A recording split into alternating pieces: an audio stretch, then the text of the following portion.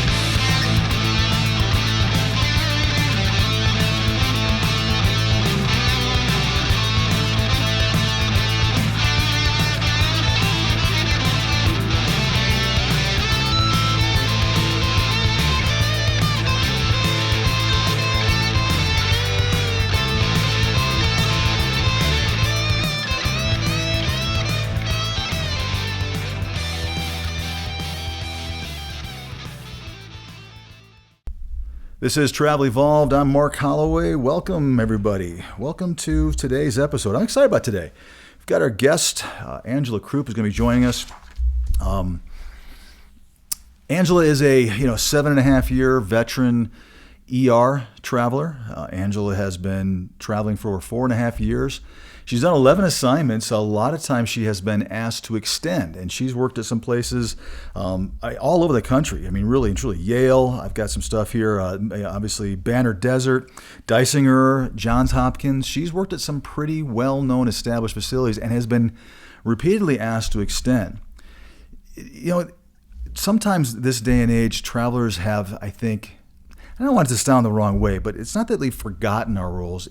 We forget sometimes as travelers, I believe, as to what it is that we're doing and why we are doing what we do. And that is making the kind of money we're supposed to be making and what our role is around that. Especially this last year, a lot of new travelers have jumped into our industry that have a kind of a unique perspective on what they think travel is all about. Today, I'm going to invite Angela on board this to talk a little bit more about what she has experienced and her attitude and her perception of what a traveler is supposed to be there for and how it really works for her.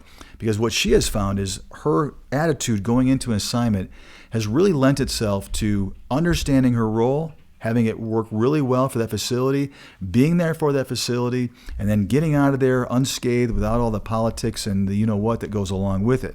It's allowed Angela to fulfill all of her assignments, not be terminated early, and also allowed her to be, like I say, extended repeatedly. And she's got places where she can go back to nowadays because she's done such a good job with them. And it all has a lot to do with her mental state that she goes into an assignment, understanding her role as a traveler and why she is there. So we're going to talk about that today. Again, I want to thank everyone for joining us. I want to thank everyone for subscribing to our page. We're getting a ton of people that have been adding on to this, much more so than anything we've ever done before. So it is going really well. Again, if you have just found us, definitely go to our YouTube channel. If you're not already on there watching us, click the bell so you get notified on new episodes like this one. And if you're listening to us on your podcast, just subscribe to it so that you're following it or wherever your podcast platform calls it. That way, once again, as we do new episodes, you're going to be notified. We're going to get to a little bit more than one a week, as I've always said, and that's the general idea. But we're going to mix it up. But I love today's topic, your role as a traveler.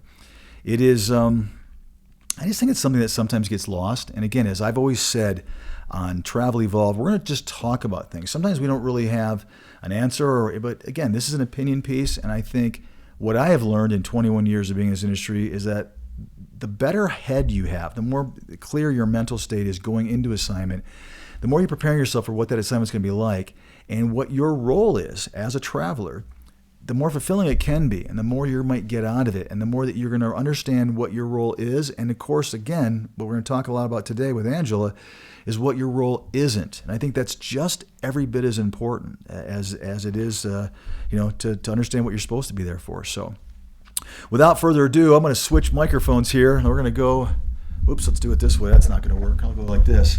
And we're going to come over here and we're going to talk to Angela. Let me pull her up and we're going to say hi to Angela. And she's going to give us her opinion. So here we go. Hey, Angela, how are you? I'm doing good, Mark. How are you? I'm. It's a good day today. It's a good day today. So Yes, it is. I love our topic today. I think this is a good one. I guess what I'll start off with on this is that this is a topic that there's no way I could do this without you. I can't talk intelligently about what it's like to be a traveler. I've been doing this for 21 years, but as you know, there's a limit to what I can offer in Travel Evolved and what I'm able to give to our audience. So I love this topic because I think it's one that, I mean, people just don't talk about this, and this is what we Yeah. want to do on this show and that sort of thing, is talk about things that are, I guess, it's things that we should talk about that help the industry, but also are just having that communication, having that discussion that whether people are unwilling to or just, where's it going to come from? Yes, it's going to come Right. from one traveler to the other, which is really what this is for. I'm going to be the interview on this one for sure.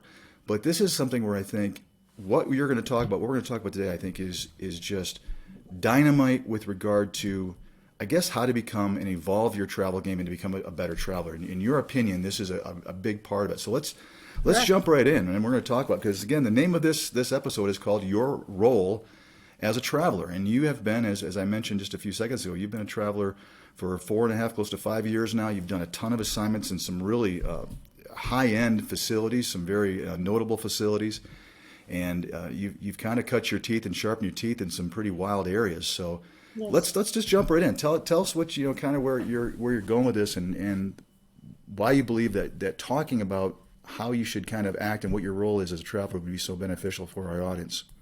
Well, I think there's two types of travelers. You have your very seasoned travelers, experienced travelers, those of us who have been out there doing this a while, and we learned everything kind of the hard way. And you have some new travelers out there coming into the industry and really don't know what to expect. They're coming from a staff hospital where they're used to things being a very certain way, kind of what I like to say, nice and comfortable. Right. There's a And ton of them out there right now, isn't there? A bunch of new yes, travelers, especially in the last, year, I guess you'd say, just jumping yeah. in because of their opinion of what travel would be like. So I think this is really poignant that we're talking about a lot of new travelers, which is just seem to be the first time in my history I can remember this many brand new people jumping into the travel game, so to speak. Yes. And one of the things I always say when even staff members ask me about traveling and things like that is I always say if you can be comfortable being uncomfortable, you'll be a good traveler Right. because you have to be comfortable going into very uncomfortable situations and scenarios, not knowing what you're getting into, what the hospital is going to be like, what the staff is going to be like. So if you can be comfortable being uncomfortable, you'll do well. It's a really, really good point. It's a lot of people that have I think most, and I know you're an RN, so you're a nurse. We'll talk nursing, but I think it really applies to all allied professionals. Well, I think a lot of people have I don't think you could be in healthcare without considering travel because it sounds so sexy, so lucrative. It sounds Right. like, like footloose and fancy free, but I think you're hitting a nail on the head. I think there are a lot of people that, their personality is such that they don't like to be out of their comfort zone. They want to Mhm. be feel good, especially when you're dealing with patient care and potentially Right. where your role is and your specialty is. It's obviously very important. But I think it's a really good point just to bring up for those folks that are kind of thinking about putting their big toe into travel, that if you are along the mind frame that you don't like to be out of your comfort zone, this might not quite be what you might be thinking it is. Yes. And a lot of people travel for different reasons. A lot of people like just the travel part of it, to be able Right. to go and see the country and explore on their days off. I had a very kind of different approach to it. I looked at it from a perspective of I wanted experience. And when you're on staff somewhere, you only ever learn that facility, those doctors, those nurses, and it kind of just gets very typical day in and Right. day out. Not that healthcare every day isn't challenging because it is, Sure. but I wanted the experience of different facilities. Every facility does things slightly different. Every facility does things really well. They also have things that they do not so well. And as Yeah. a traveler, seeing that, you realize how much we are, from facility to facility, how very similar and yet how very different they are from one another. But That I makes wanted sense. the experience, and that was my reason for doing it. So that also kind of dictated the types of contracts that I took. I was looking for contracts where there would be pretty much what I called guaranteed overtime. It was a facility that was in such need of staff or travelers coming in that I would typically work 60 hours a week Wow. on And every. was that mostly financial, or was it more for experience gain, a little of both? What was the thought behind it, wanting to work those extra hours all the time? My thought was I wanted to be able to go in and help that facility, help those what I called my fellow nurses, even though they weren't my work family from a facility that I've, been on staff with. I still looked at them as colleagues. They are fellow Right. nurses. So I wanted to be able to go in and really help them. I knew they'd be burnt out, they'd be stressed, they'd be overworked, and I could I come in gotcha. as a fresh face, as a fresh body, and say, "Hey guys, I'm here to help." So What it was really more about the facility being in dire straits more so than it was anything personal or wanting just to get right, that extra hours. I'm sure the experience was also going to be helpful, but for you were looking for a facility that was like, we're in trouble and right. we're turning patients away and this is not going well. Excuse me, and I can go in and help that ED manager potentially to give their his or her staff some great relief. Yes. Gotcha. So that in turn, of course, drove my perspective on everything. I knew that I wasn't going in as part of that facility family, you Right. know? And I think that's one of the things that some new travelers might not really understand. I think they would look at it as potentially going in and just being welcomed and those open arms and, oh, I've got this Right. work family. And it's really not. A lot of times, as those of us who are seasoned travelers have found out, you're the outsider. You Yeah. know, they can be very tough on you, you Right. know, Yeah, I've and done some things on bullying, and that it's such an interesting concept. And I think there are a lot of folks that, and that's why I love this topic so much because I think I've seen in the number of years that I'm here, I've had travelers tell me that, gosh, their feelings were hurt, they're offended because they weren't, being treated as part of the family. And your stance on this is you're not really supposed to. You're there right, to do your job and to, in this case, help the community. Certainly by through helping that facility get to the patient care that which they're looking for. So that family thing, it's so funny because you've seen it. I'm sure you've seen it, whether it's social media or somewhere where people they'll get their feathers in a bit of a yes, tussle because they weren't treated like that family thing that we talk about. right, And that's it's to me. I just so you know, I completely agree with this. I'm sure there are people that don't, but I think that you're right. If you're going into this with your eyes open, saying I'm here to do a job and I'm going to get paid, hopefully lucratively and appropriately, to do this to help this facility out in this time of need and only in this time of need, I think you're starting off the assignment with the right mental frame. yes. And as you said, not everybody's going to agree with certain perspectives or approaches, and you will find what works for you. I have learned that perspective is everything on both sides, how I look at it and how they look at it. I've also learned that presentation can change perceptions. Right. I know one particular assignment, I went in with 2 dozen donuts in the morning and I walked in and I said, "Hey guys, I'm Angela. I'm your new traveler. I'm here to help you out." And it just, that little gesture Yeah. just kind of seemed to disarm everybody. And they're like, wait a minute, who's this? She's bringing us donuts. And it just kind of Right. And started she's things making all the off. money so she can afford the donuts, right? Right.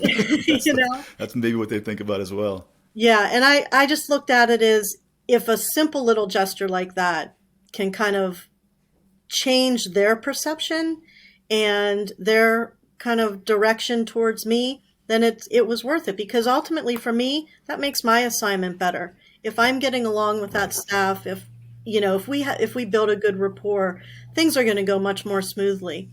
And so that's the approach I've always tried to take with every one of my assignments is let them know like I'm here to help you. Because one of the things as a traveler, again, us seasoned travelers have learned you're going to get the crappy assignments. They're going to throw Gotcha. things on you to try to make you struggle.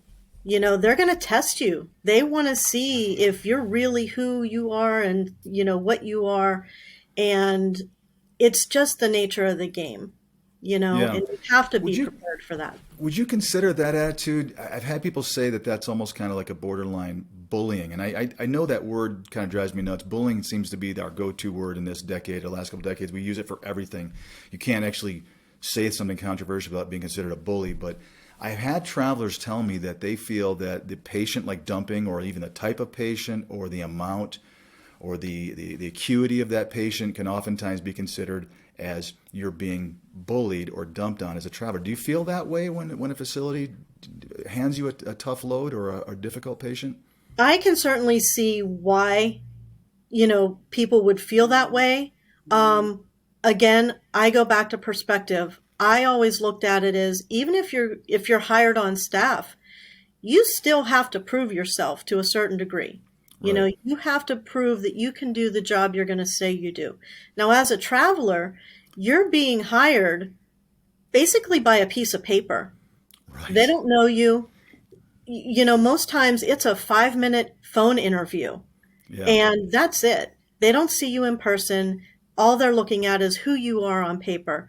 So I always felt I did kind of owe it to them to show them what I was capable of, that who they saw on paper is who they're really getting in person. Right. It's almost kind of like an opportunity, I guess you could say, to prove yourself. And I think that's a really good point. It's unless the opportunity presents itself, people don't really know what they have in you. If you are Right, actually given a difficult patient and you can say, here's why you brought me on board as to all the other candidates that potentially were being put in front of this position for consideration. right, Maybe I look the best on paper, like you said, or maybe the 5-minute conversation you had with that ED director went better than anybody else's. Who knows? But you're right. It's probably mostly on paper. They've probably right, made their decision, but it's an opportunity, I think. If you take a tough patient or you show them that this isn't going to frazzle me or phase me, then they're going, wow, this gal really knows her stuff and she can handle it. And I'm sure it also gains respect of, kind of like with the donuts, but hmm, differently. It gains yeah, respect of that staff almost instantly, that you can handle your stuff. Which, again, if you're not a traveler that can do that, maybe this take some baby steps. But I think that's a really great. I call it an opportunity to be able to show them what you can kind of do, so to speak. right. And So one of it's the not. key I'm sorry, one of the It's okay. key components to that too is also knowing who you are as a nurse, what you are capable of, and you have to be able to stand up for yourself, because there have been assignments where, yes, it does get to that point of where I would consider it, bullying, or patient dumping or whatever. Right. In the beginning, I know that staff is tired. I know they're looking for the break. So for me to take the harder patients isn't a big deal for me. But I also know what my limit is, and I'm not afraid to stand up and protect myself and my license and say, I need help. I Right. can't do this right now with this patient load, and every department is different. I happen to work emergency room, both pediatric and adult. So you kind of have to have a blind trust in your fellow coworkers in the ER. You have to know that they've got your back, because if you're with a patient that's, really going downhill and all of your time is being focused on that patient, you kind of need to know that your fellow nurses that you're working with are going to keep an eye on your other patients. Right. Um, So it's not necessarily telling them what you can do. It's also telling them what you can't do and right, what you don't right, feel comfortable doing, which I think is just like you said, is every bit as important. You don't have yeah, to be a superhero, but you have to be able to say, I can handle this. This is why you hired me, but this is out of my realm of practice. I haven't dealt with this age group potentially, or who knows right. what it might be. You are pediatric, so that doesn't affect you. You're the unicorn, right? And So, if you present everything in the right way, they're going to respect you for that. They're not going to look down on you and because you came to them and said, "Hey, look, right now with this assignment, I'm drowning and I need some help."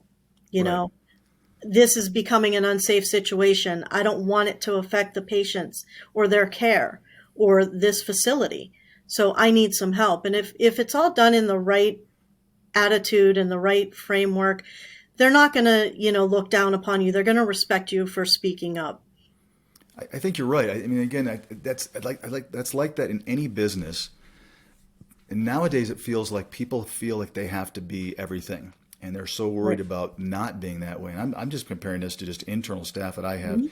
here at my company. It's like I oftentimes find people, I can do that, I can do that, I can do that, and then they're swamped or overloaded. Projects aren't getting done, and you're like, what's going on? Well, Yeah. I bit off more than I could chew. And again, microcosm compared to what you guys are dealing with on a patient care level, but it's the same kind of concept, is that you have to, as a human, as an employee, and as a healthcare provider, you have to be able to say what you can and can't do.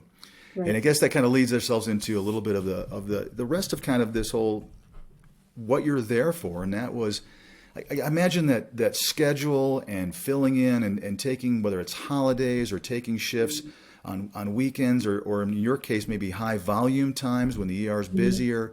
That's probably goes along with the territory, I would imagine. Yes. And one of the things I've learned is facilities don't want a lot of demands. They already have an entire staff that they're trying to juggle. And if you're coming in as a traveler and saying, well, I only want to work these days and I need vacation time here and I only want these hours, they're just going to look at you and just say, you know what, I need another candidate because it's too much. It's too overwhelming for them. They're trying to run a department and they're having you come in because they're short. Right. They need the help. So they're not looking for somebody who is going to out of the gate tell them all the hours and times that they can't work. They just want to know that you can be there to work to help them out. And so when I hear a lot of, travelers saying, well, I demand this and I demand that, you may not always get the contracts that you want Right. because they don't want that responsibility. I guess my opinion would be, and you tell me if I'm right or wrong, I would almost think it'd be helpful and beneficial as a traveler to be upfront about those. If you do, in fact, have some demands, Hmm. whether or not it's schedule or you've made some big, strong commitments, a wedding or who knows what, or I know a Right. lot of travelers, I've got some currently right now working for me that actually teach, and they've got certain commitments on the side that they have certain Sure. days off. Knowing that up front may mean, yeah, you might be passed over for the position, but it's probably going to cause you less controversy if you try to keep that to yourself and then talk about it with the manager when you get there, which I think is probably a big no-no. Right. And, of course, in our industry, you can write things into contracts, like you said. If you know that there's something specific that's been planned, that's fine. And most places are willing to work with you. I kind of always looked at it as what I called, like the princess dream list, Right. that you're not willing to do anything, you only want to work what you want to work. And that's fine. Again, nothing wrong with that. But when you hear the chatter out in the communities on Facebooks and everything like that, well, I don't understand why this was a problem or why they thought that I was asking too much. And it's because they're overwhelmed on their side too, you Yeah, know? that's true. I think that's a thing that a lot, not all, but there are a number of travelers out there that do kind of think, and this is kind of what the whole gist of our conversation is, that they forget their role as the traveler. And again, I'm a dinosaur in this industry, as I've well documented here. I've been doing this for a long time, and I've watched the industry change where it was very, very few people were traveling, making a huge amount of money. Then obviously it became, and I just think it has to do with a lot of just the staffing ratios getting more and more out of whack for Yes. obvious reasons. But it's become, I think you're right, where there's a good amount of travelers that feel like they want to come in and just be part of staff and be treated as if they're staff. And you see it. And I think you and I would agree. I love the idea.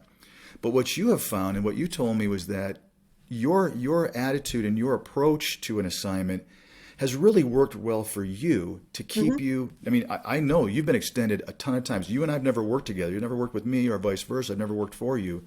But you've been extended a ton of times at some really tough facilities, some high volume facilities with high volume ERs. And to me, that speaks volumes that you have found out for you the kind of the Right. secret formula of the mental attitude of how to approach an assignment and your role as a traveler in that assignment. Right. And there were plenty of assignments that I had where I was even asked to come on staff. And it's a huge compliment. It's a Right. huge compliment for them to ask you to extend or to come on staff with them. And in many of these contracts, I have built some great friendships with the staff that I worked with, which is always wonderful. And, I keep in touch with them and keep them updated on what's going on. And it's not that you can't make friends, you can absolutely do that. But I think it's, again, keeping in mind exactly what your role is while you're there. You know, Right. No, you that don't makes have to take sense. away from anything. Now, that really makes sense. I think it's everything you were talking about. It's the whole concept of going in with the right frame of mind. To me, is while again, I know there's going to be people out there that disagree with what we're saying, but I think that it lends itself to a more professional approach, Hmm. more credibility. You are there, and again, if people really think about how this whole industry was created, it was created due out of necessity for Correct. a variety of reasons. So when you're taking the approach of I am there to fill that necessity, and I'm only there for that, and you take your, I guess, for lack of a better word, you're taking your ego out of the equation, and you're saying, I know I've got to prove myself to this particular staff. I've never worked with them before. I've got a lot of things to show them, but at the end of the day, I'm going to show them they hired the right traveler because Right. I'm here to help the facility to, in your case, get people in and out of the ED, either back home or upstairs, wherever the case may be, as fast as you can, so that you can get that volume going and get patient care taken care of quickly. Correct. And, it's like anything. I've always said if it's, sounds too good to be true, it probably is, Right. and as we've seen over the past year, a big surge into traveling because of the COVID rates and things like that. And those weren't the rates we saw before, No. not even close. And so for my advice would always be think about that. Think about, is this really this good? Hmm. Because there is a very difficult side to traveling. There's a very kind of dark side to traveling, even at times. And those of us in the industry who have done it and have continued to do it know that and know what it's like. You give up your family, you give up your friends, you give up your home. And, sometimes gone. I was gone for over 2.5 years before I came back to my home for any extended period of time of more than a week. Is that That's a right? long time to be away from home and family and friends, It you is. know, but it can be just as rewarding. One of And the things you touched on a couple minutes ago, you mentioned that you'd made a bunch of friends at the facility, and I think that for me, what you're saying, and I just want you to comment on this, is that just because you're going in with the attitude of I understand what my role is as a traveler, and I am here to be professional. I'm not really here to get involved in the cliques, the cliches, all the politics that are going on potentially behind the scenes at that facility. But that doesn't necessarily mean that you can't walk out of that assignment with some really remarkable exactly, lifetime long-term friendships and relationships, I guess. exactly. One of the positives of being a traveler, you don't have to get into the politics.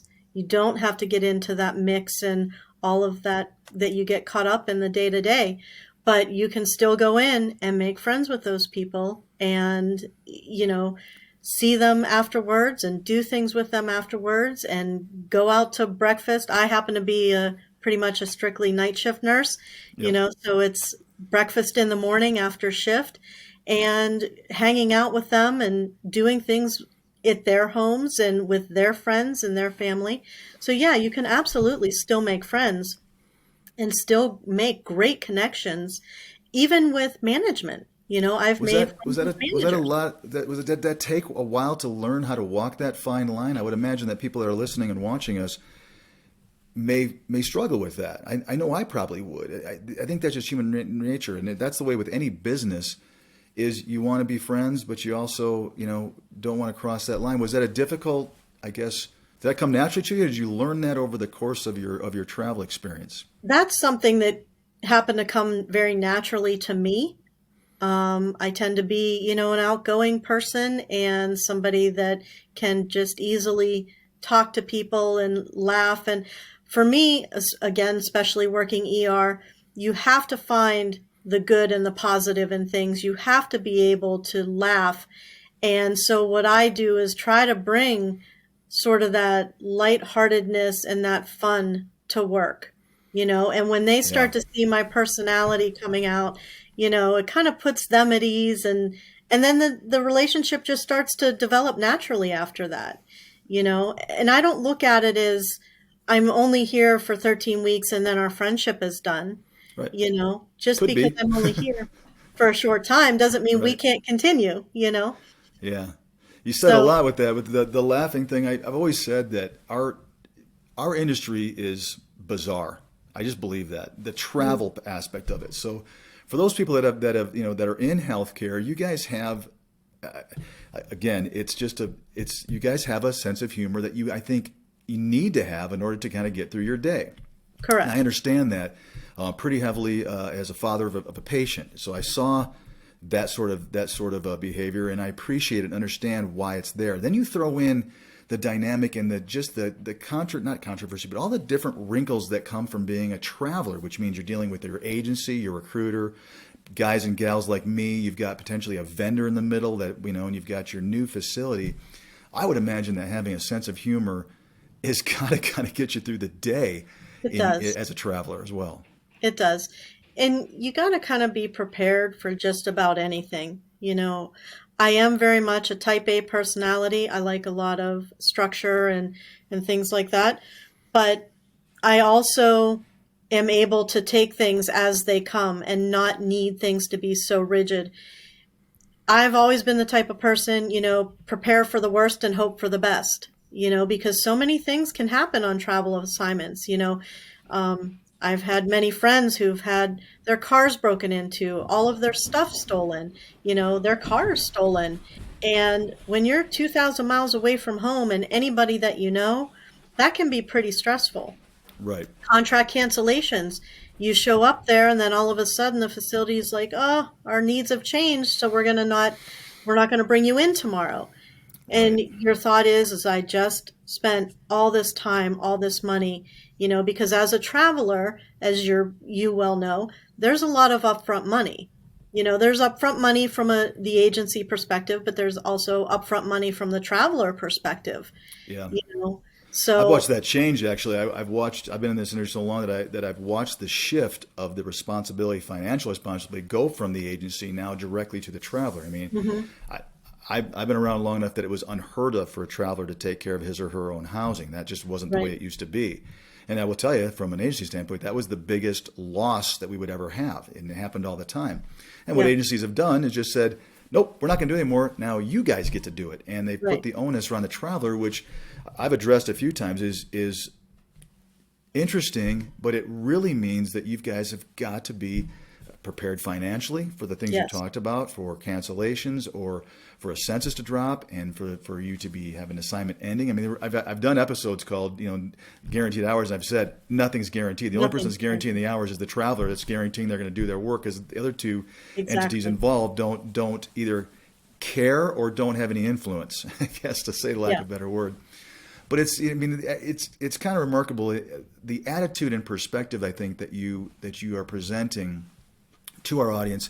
I think is to me, again, I agree, and again, I think most people in my position are going to agree. Yes, you got to go in there and just do your job, right? I mean, it's the normal, natural reaction for a CEO of a company or for a recruiter to say that's what they want their traveler to do. But I would right, imagine that for a lot of travelers, it is probably hard, because if you do have a type A personality like you do tend to migrate towards people you like. You do want to do some things. I don't know if you travel on your own all the time. When you go to travel, if you're totally alone, I would imagine that would lend itself to kind of being a little bit more, hey, I don't really feel like going back to my Airbnb tonight by myself. Maybe I'll see if there's someone who's doing something. And that's probably, I guess, where you're walking that fine line. While you want to do it, you also want to make sure you're not crossing that line. And you are there to remember that at the end of the day, no matter how many friends you're making, you're there to make sure that you are filling that schedule, saying, right, yes, I can, I'll do that, you bet. more often than saying, oh, I don't know, I've now made some plans with the rest of the group here, and now I'm just in their same boat. Yeah. And I do. I travel by myself. I'm single, and there are a lot of single travelers out there. And so, you're on your own. It's up to you and only you. So when you're 2,000 miles away from home, you've got to rely on yourself. You have to have kind of a good, strong confidence in who you are and what you're made of to get into this. You have to be able to know, if I get there and the facility cancels my contract the day before I'm supposed to start, can I get back home? You Yeah. know? And there again, it's, goes into really thinking through what comes into traveling. A lot of travelers will do the Airbnbs and things like that. I've found, for me, extended stay hotels tend to work a little bit better because you don't have to put the money up out front. And Right. if my contract gets canceled, I don't lose the money on the Airbnb. Correct. And there's also a little bit of I've said before, there's a little tiny bit of a social aspect with an extended stay type place, and I know we're giving them a plug, but that's okay. You do walk in, there's a lobby there. There's oftentimes a continental breakfast. For you, that's your dinner, right? Right. And you've got some people that maybe are also business travelers that might be there for a longer period of time. I know some of them even have little happy hours and things like that. So Yeah. I personally think if you're traveling alone, I agree with you. I love the extended stay brand, or the with a place where you've got a little bit of a kitchenette, but there is that small social atmosphere. At least you Right. get to know the front desk staff, I would imagine, right? You got some Exactly. safety, some security, things I also like when it comes to that as well. So now let me ask you, do you think there is any, let's talk about the flip side for a second. Would you see any benefit in not adhering to what you're saying and jumping in both feet and getting really involved with the staff and jumping in with their politics and their cliques? Is there any upside to that whatsoever? I mean, I think that comes back to, personalities and things like that. I have known people who, when I've been on assignment, they were travelers previously who just happened to, love where they were at, love the area, love the facility, the staff, and they decided to move there and go on staff, and that's a great thing. Again, nothing wrong with that. I Right. think it's all in what you want. And as I like to say, you never know what life is going to throw at you. You never Yeah. know when something's just going to feel right, and you make a change. I think that makes sense.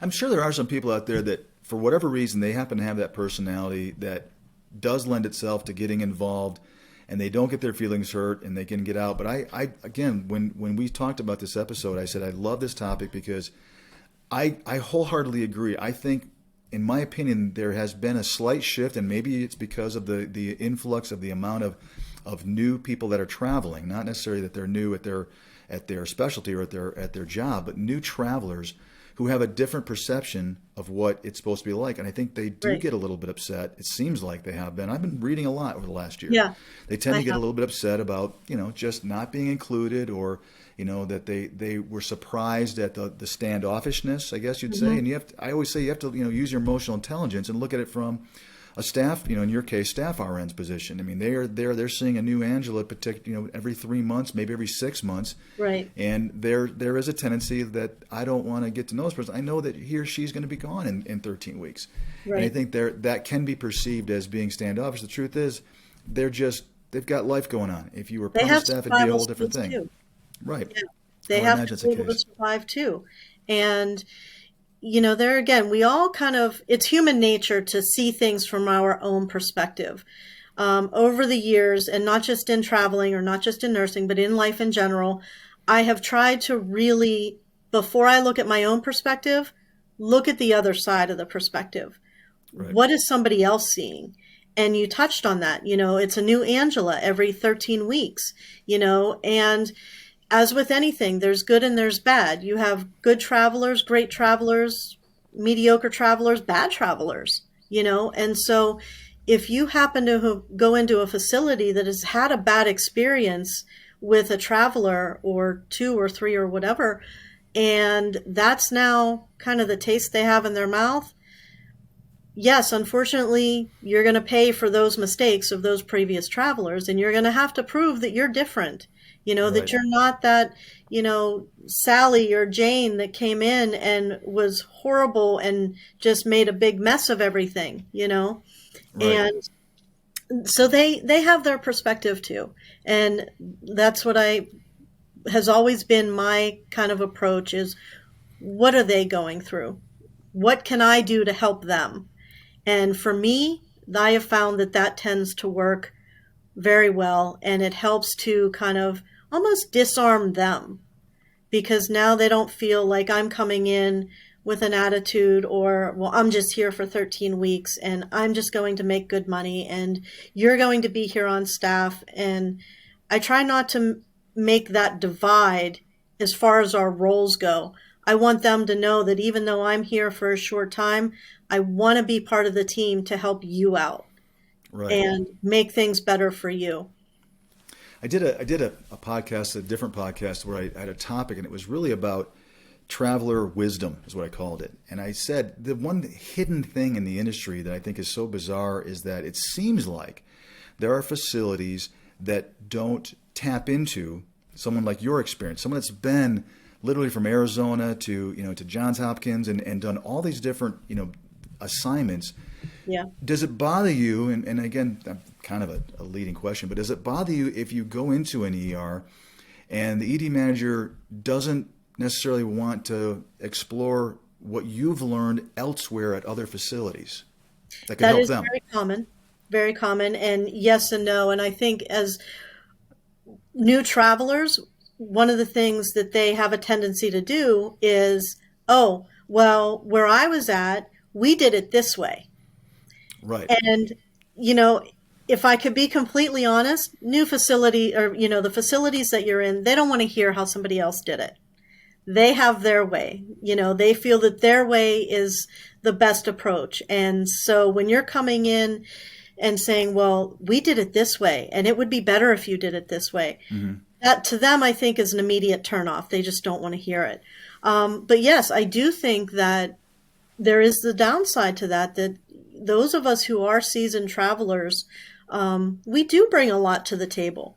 And that is underutilized in a lot of Yeah. times. There's probably And nothing we can do about that. I just find it interesting, and I've always said that. Well, I haven't always said it. It's actually a relatively new, fleeting thought in my pea brain that I've said, man, there's just a lot of missed cross education.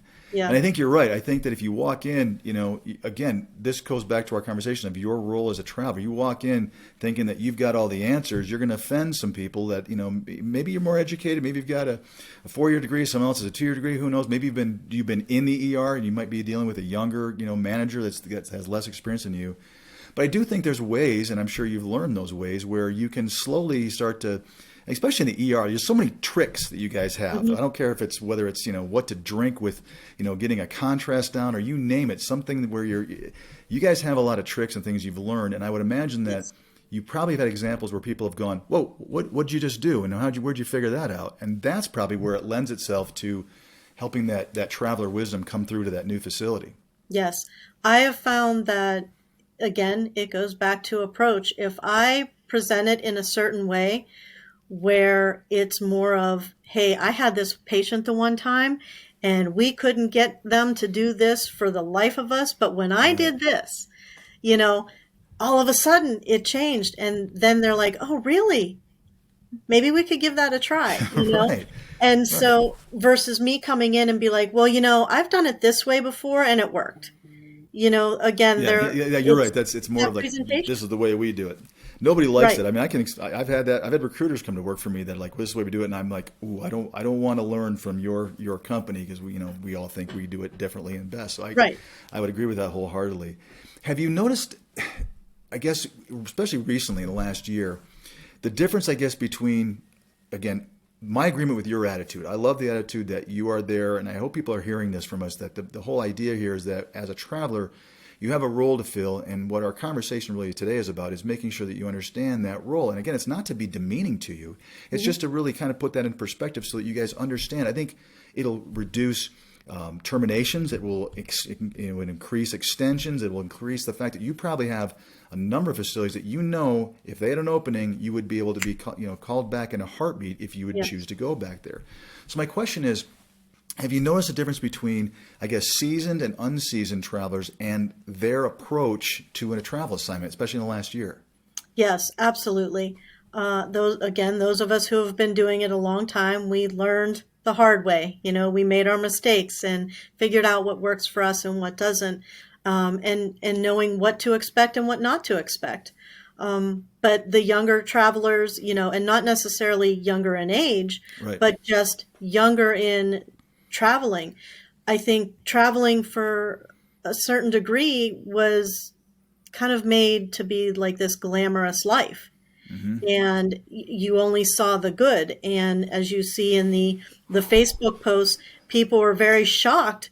Like, I can't believe this happened. What do they mean? Right. Why sign a contract if they're not going to uphold it? And that's, goes to the dark side of traveling and all the things that can go wrong. And like I said, for those of us who have been doing it, we understand this game. For those of them that are just coming in, that's kind of why I agreed to, be working with you, because I want to be able to kind of give some advice or some points or whatever. And, you can take it or you can not take it. You can say this wouldn't work for me or it would work for me. But at the end of the day, I've always felt that the most important and powerful thing in our lives is knowledge. With Right. knowledge and education, we can do anything and we can change anything. So if my information that I'm helping to get out there helps one traveler say, well, maybe I might try this a little differently on my second assignment, or maybe, wow, I didn't even think about that. I really should do something like that, or I should have a kind of a bankroll behind me. How am I going to get home if they cancel this? So I want it to be something that people look at as useful information. Take what you need, disregard what you don't, because not every assignment is the same. Not every person is the same. Not every facility is the same. But I do think that because of the glamour part of traveling has been what has been put out there, traveling to the Virgin Islands and, Guam and all these beautiful exotic places is Right. fabulous. But understand that there's a different side as well. And you need to kind of understand that and understand what your role is in this whole thing, and that you're not part of their family. You're going to get the crappy patients. You're going to be treated, in a sense of feeling bullied or being taken advantage of, but again, why are you there? Right. Your Why perception would is you that's come in? okay. It's okay to have that stuff because Right. hopefully you're making the money that you want to make, or for whatever reason you're not necessarily a money motivated. People a lot are, and I think there's no problem with that. A lot of travelers Right. are embarrassed that they're financially driven and motivated. I think there's nothing wrong with that. You should not be ashamed of being financially motivated. I think there are people that are location motivated. There's people just want to Absolutely. see stuff, or they maybe want to find their permanent place. You've got a unique motivation that you really are there because you've got that desire to help that facility, which, again, there's probably travelers like, that's the last thing I want to do, right? Facilities Right. are the evil empire, so to speak. Right.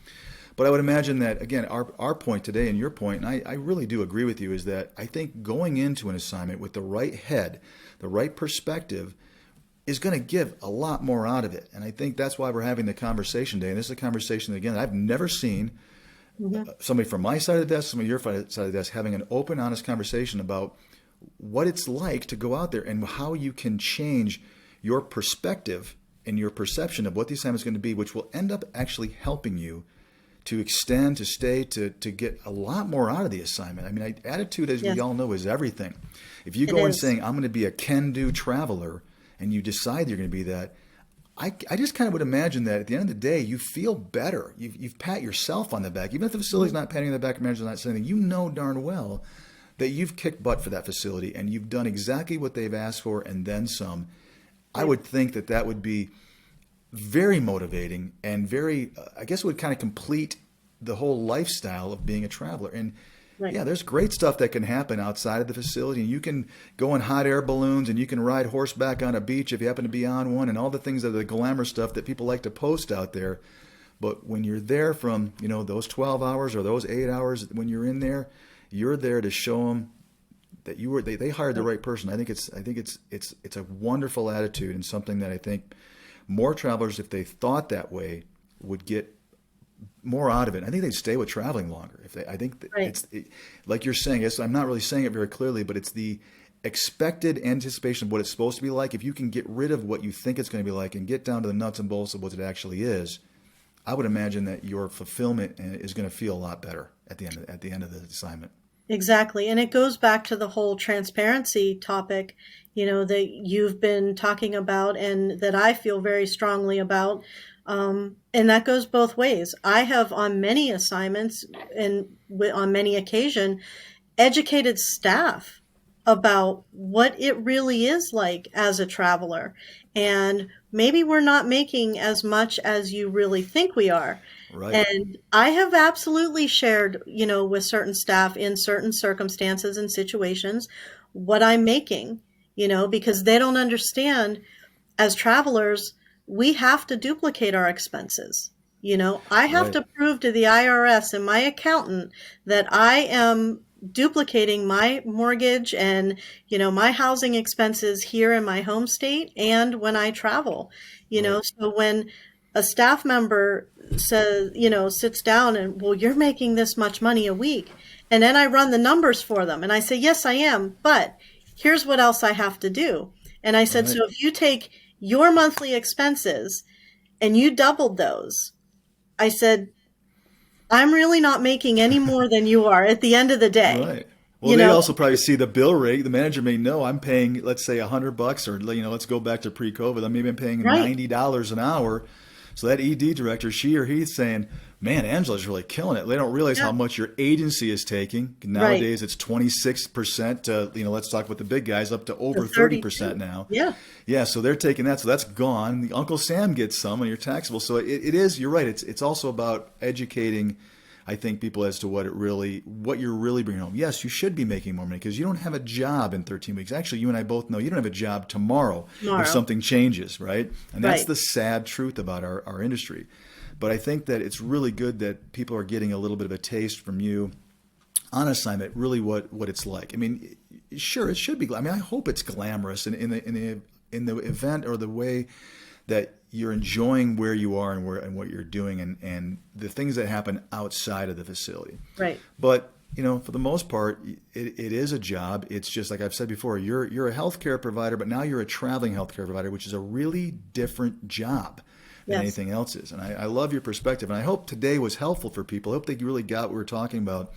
This was just one of those topics that I think is important that people understand, that if you can go into a facility, an assignment, with the attitude that you are there to fulfill a certain role and to fulfill a certain need that facility has, and that is primarily your fundamental and only job to do.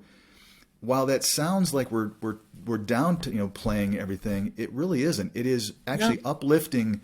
The rest of your assignment's going to kind of take on a life of its own and become naturally better because you understand, in your opinion, what your perspective is of that role and your role Right. as a traveler. We are contract workers for a reason. And with contract work, you have good and you have bad. And we take it because we're willing to accept both the good and the bad. And for whatever reason, for every individual, the good has outweighed the bad on some level. Yeah. And that's individual to each individual traveler, why they choose it versus staying staff somewhere. And that's something that you need to think about. And as we noticed in the past year with the COVID, a lot of people left their staff jobs.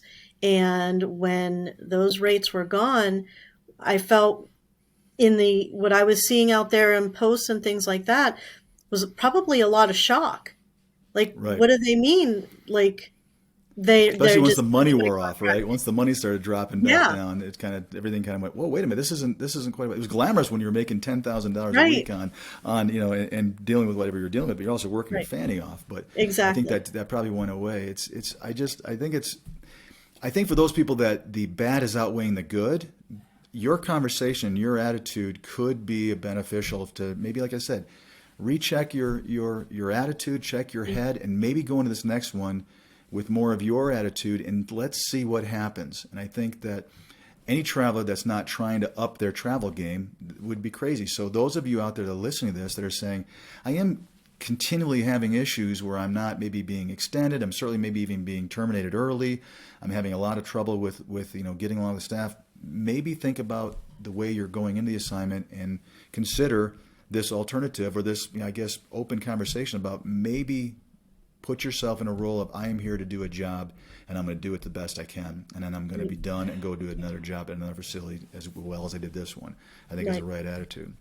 And we all know that there are facilities out there, some just aren't traveler friendly, and that's okay, and just make note. And, those of us in the travel world, we try to recognize those facilities. But I agree, if you're seeing in yourself that certain things are occurring, maybe try to adjust the approach or the thought process or your own attitude and see if it makes a difference. Some things you can change, some things you can't. And I've always been a person who believes if I can change what I can change to make a difference, then for me and my personal life and my personal feelings, then it's worth it. And I would hope that everybody does, the same. And again, I don't expect this to be, a cookie cutter, end all be all for everybody, but just some advice that maybe somebody says, hey, I didn't even think about it like that. Perfect. That's what this whole series and this whole show is all about. Well, I really appreciate it today. Thanks for joining me. I hope to have you on again. And, absolutely. Wonderful topic. I think it's good. Hopefully it'll get people out there listening. So thanks for joining us today. I really appreciate it. Thanks for having me. All right.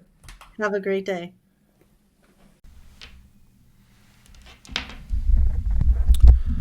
Okay. Well, I think that was really informative. I enjoyed talking with Angela about this. Like I said early on when I was interviewing her and we were talking, was that this is something I can't talk at all about, right? I'm not a traveler, as you guys know. So I love this sort of a relationship on Travel Evolved that allows me and a traveler to have a conversation openly and candidly about, I guess, things that we don't always talk about. And that's what I love about today's episode. And that was just a chance, an opportunity to have a discussion.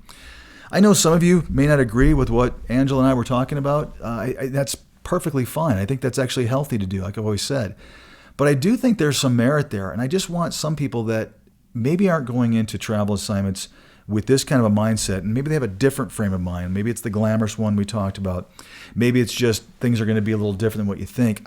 I believe if you kind of consider what Angela has incorporated into her routine on what she feels like when she walks into that hospital, that facility on day one, it just might change some things for you. A lot of people lately have been expressing a lot of frustration about being terminated early or just disenchantment, and a lot of it has gone toward the facility more recently. And I think there's reasons behind that based upon the last year we've all experienced. However, I do think that what she was saying, there's just a ton of good information there. And I'm just going to tell you, again, transparently, that it will help, I think, the industry if more travelers had an attitude like that. I understand that it's not always your cup of tea and always the way that you want to do things. You may not want to do it that way, but if you're able to, I think it's going to lend itself to a much more fulfilling assignment and therefore a more evolved travel experience, which is the whole point of why you guys are tuning in, I hope. So again, I love talking about things that not everyone's willing to talk about and having open discussions, and I can't thank Angela enough for joining us. I'd love to have her back. She was a great guest. Real smart, very knowledgeable, exactly what we look for here on Travel Evolved. So, guys, as always, we appreciate it this week. I hope it was helpful, and we'll look forward to hearing from you and seeing you guys on the next episode of Travel Evolved.